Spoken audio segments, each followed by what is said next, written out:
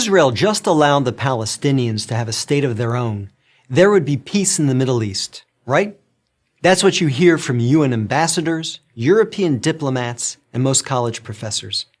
But what if I told you that Israel has already offered the Palestinians a state of their own, and not just once, but on 5 separate occasions? Don't believe me? Let's review the record. After the breakup of the Ottoman Empire following World War I, Britain took control of most of the Middle East, including the area that constitutes modern Israel. 17 years later, in 1936, the Arabs rebelled against the British and against their Jewish neighbors. The British formed a task force, the Peel Commission, to study the cause of the rebellion. The commission concluded that the reason for the violence was that 2 peoples, Jews and Arabs, wanted to govern the same land.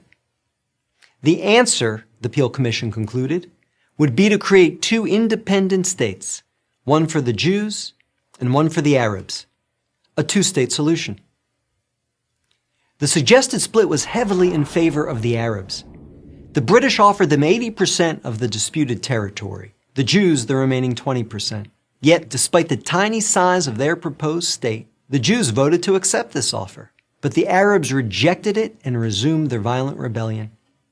Rejection number 1. 10 years later, in 1947, the British asked the United Nations to find a new solution to the continuing tensions. Like the Peel Commission, the UN decided that the best way to resolve the conflict was to divide the land. In November 1947, the UN voted to create 2 states. Again, the Jews accepted the offer, and again, the Arabs rejected it. Only this time, they did so by launching an all-out war. Rejection number 2. Jordan, Egypt, Iraq, Lebanon, and Syria joined the conflict. But they failed. Israel won the war and got on with the business of building a new nation. Most of the land set aside by the UN for an Arab state, the West Bank and East Jerusalem, became occupied territory, occupied not by Israel, but by Jordan. 20 years later, in 1967, the Arabs, led this time by Egypt and joined by Syria and Jordan, once again sought to destroy the Jewish state. The 1967 conflict, known as the 6-Day War, ended in a stunning victory for Israel. Jerusalem and the West Bank, as well as the area known as the Gaza Strip, fell into Israel's hands. The government split over what to do with this new territory. Half wanted to return the West Bank to Jordan and Gaza to Egypt in exchange for peace. The other half wanted to give it to the region's Arabs, who had begun referring to themselves as the Palestinians, in the hope that they would ultimately build their own state there. Neither initiative got very far. A few months later, the Arab League met in Sudan and issued its infamous 3 no's. No peace with Israel, no recognition of Israel, no negotiations with Israel. Again, a 2-state solution was dismissed by the Arabs, making this rejection number 3.